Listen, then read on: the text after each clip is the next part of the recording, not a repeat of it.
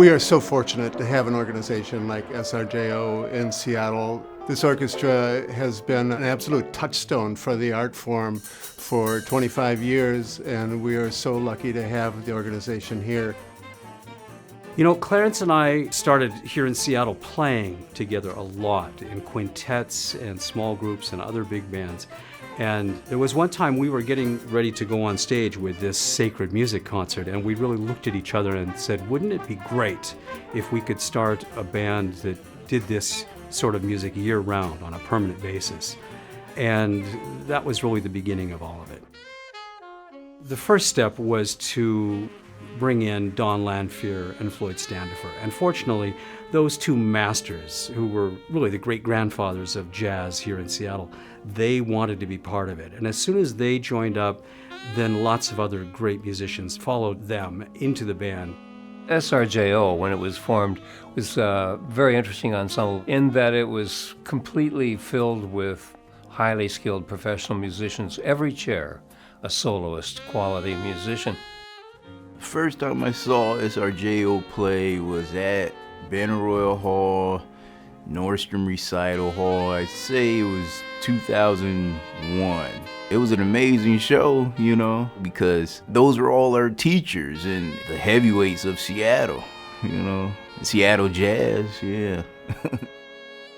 Over time, the mission of this ensemble and this organization has grown. We first just wanted to play good music for appreciative audiences and do it as often as we could.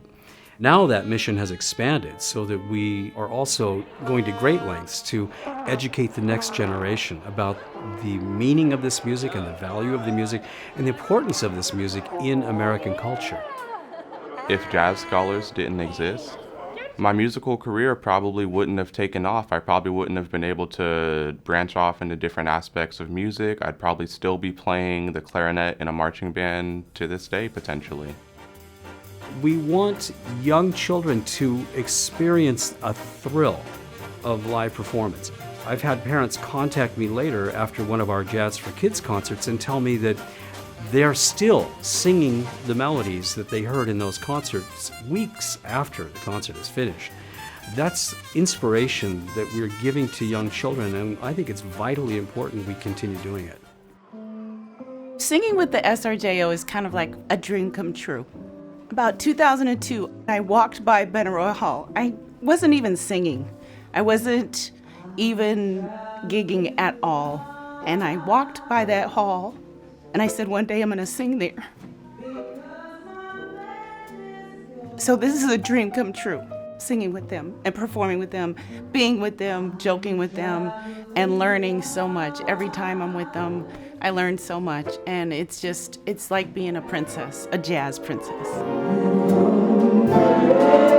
This city is blessed with a thriving jazz community, not only with the artists, but with the educators, and in fact with the audiences who are growing every year. And it's so great to see that, and SRJO really provides the glue both within this community and within the art form at large to bring it back to the canon, to the important part of the founding documents of this music.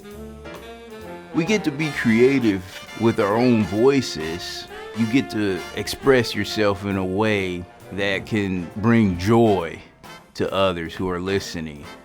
It's jazz, you know, it's like we play our lives, you know. Seattle has a rich musical history, and SRJO's keeping that alive. It's a big band that plays the music of all the greats, of Ellington, of Basie, you know, Thad Jones, Billie Holiday. You know, they're keeping that tradition. You know, it should be recognized, and I feel more and more people should come out, you know. Even though it's always a full house, it's not enough. When our supporters make donations to the Seattle Repertory Jazz Orchestra, it makes it possible for us to give our concerts, present our guest artists, give educational outreach to hundreds of kids, expand that educational outreach to more and more schools, expand our concert offerings to more and more concert halls. It's making all the difference. For the SRJO to have reached a 25-year milestone is something we can all be very proud of. But what's really exciting to me is what's coming in the next 25 years, because we'll be taking an ensemble that I will say was almost grassroots in its beginnings, and we'll be turning it over to younger musicians and younger leadership and new ideas. And this is what's going to carry the ensemble forward for another 25 years and beyond. I'm hoping that 100 years from now, there's the greatest jazz ensemble in the world located right here in Seattle.